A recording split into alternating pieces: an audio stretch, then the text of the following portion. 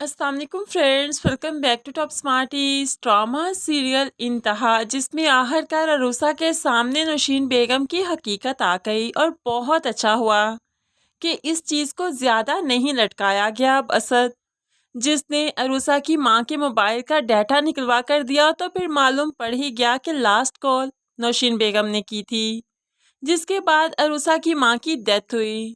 अरूसा को तो बहुत बुरा लगा, इसलिए नौशीन बेगम के सामने आकर खड़ी हो गई, लेकिन फिर भी सबूत होने के बावजूद भी नौशीन बेगम से कोई बात नहीं करती कि कोई बात की तो जाहिर सी बात है अपने ऊपर इल्ज़ाम थोड़ी ना आने देगी, बड़ी ही चालाकी से बात को बदल देगी, बेमायनी कर देगी। इसीलिए तो अरूसा मुंह से कुछ नहीं बोलती, खामोशी से यहाँ से चली जाती है। बेशक खामोशी बहुत बड़ा हथियार हुआ करता है, तभी तो नौशीन बेगम सोचने पर मजबूर कि अरूसा आखिर क्या कहने आई थी। और खामोशी दूसरे इंसान को वाकई जीते जी मार देती है, जो कि बार बार सोचता ही रह जाता है कि पता नहीं सामने वाला इंसान क्या ही कहना चाहता था। अरूसा कुछ देर नौशीन बेगम के आमने सामने खड़ी हुई, फिर गुस्से से यहाँ से कमरे में आ गई। कमरे में आई तो डिप्रेशन की वजह से सर चकराकर बेड पर गिर गई।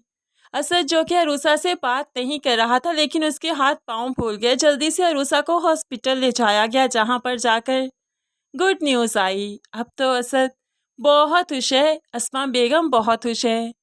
अस्मा बेगम के खिलाफ अरूसा की जो बदगुमानियां थी वो भी ख़त्म हो चुकी हैं, क्योंकि अरूसा जान चुकी है कि सारी बुराई नौशीन में थी। यहाँ पर अस्मा बेगम तो खुशी के मारे नवीद को मिठाई खिलाने लगी। मुबारक हो, ताया बनने वाले हो। लेकिन नवीद और ज़ैनब के तो सर पर पड़ गई, वो भला ये मिठाई कैसे खाएंगे।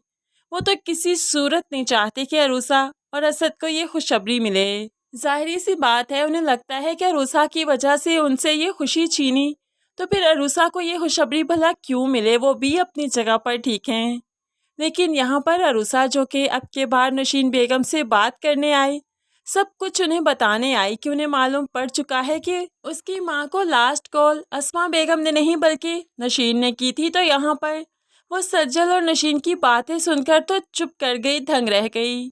जहाँ पर सज्जल कहने लगी, क्या आप वही तो नहीं करेंगे अरूसा के साथ जो ज़ैनब के साथ किया था।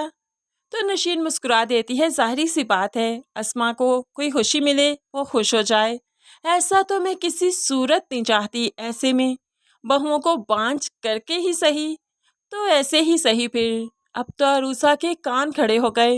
अरूसा को समझ आ गया कि ये सब कुछ नौशीन ने किया है।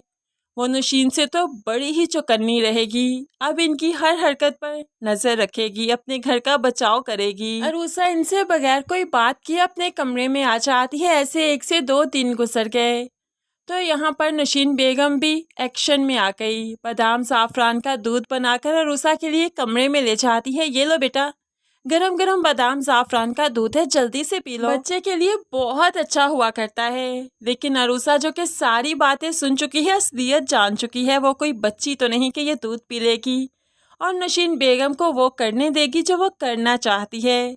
अरूसा काफ़ी अक्लमंद है, इसलिए वो ये दूध तो नहीं पिएगी, जिस पर अस्मा बेगम भी काफ़ी खुश हुई कि अरूसा एटलीस्ट अक्लमंद है। वो ज़ैनब की तरह नहीं कि नौकरों पर डिपेंड करे और जो कोई कुछ दे खा पी ले। ऐसे में अरूसा अस्मा बेगम को ज़्यादा पसंद है, क्योंकि वो अक्लमंद है, अकल की बात करती है, तहम्मुल वाली है। बेशक उसने अस्मा बेगम के साथ बदतमीज़ी की थी, लेकिन फिर माफ़ी भी मांग ली।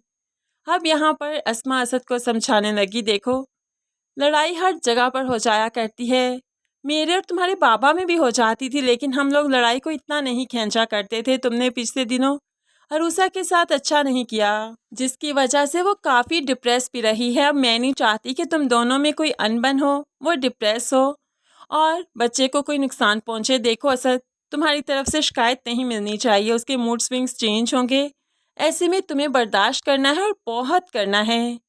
असद माँ से कहने लगा, आप फिक्र मत कीजिए, सब कुछ ऐसे ही होगा जैसे आप कह रही हैं, जैसे आप चाहती हैं। बेशक असद तो माँ की मान चाहता है, माँ को खुश करता है, लेकिन नवीद किसी भी सूरत माँ की नहीं मानता। असद अरूसा से माफ़ी भी मांगता है और आइंदा के लिए श्योरिटी देता है कि वो ऐसे नाराज़ कभी नहीं होगा। लेकिन नवीद है, اس کا اور زینب کا غصہ جوں کا توں ہے۔ ظاہری سی بات ہے انہیں لگتا ہے کہ ان کی خوشیاں عروسہ کی وجہ سے چھن گئی، لیکن عروسہ بہت جلد ثبوت کے ساتھ جب بات کرے گی تو عروسہ کے خلاف جو بدگمانیاں ہیں سب کی دور ہو جائیں گی، اور پھر یہ نوشین بیگم دھکے دے کر اس گھر سے نکال دی جائے گی۔ بے شک تب اس کے پاس اپنا کچھ بھی نہیں رہ جائے گا، کیونکہ سجل پیسوں کی وجہ سے احمد کو مروا دے گی، خود جیل چلی جائے گی، اور نوشین بیگم لاسٹ میں دونوں بچوں کے چھن جانے کی وجہ سے پاگل ہو جائے گی، اور نوشین بیگم جو دوسروں کے گھر برباد کرتی ہے مقافات میں اسی کا گھر برباد ہو جائے گا، یہ کہیں کی نہیں رہے گی۔ تبھی تو اچھے وقت میں برا کرتے ہوئے ڈرنا ہی چاہیے، ورنہ مقافات تو ضرور سامنے آتا ہے۔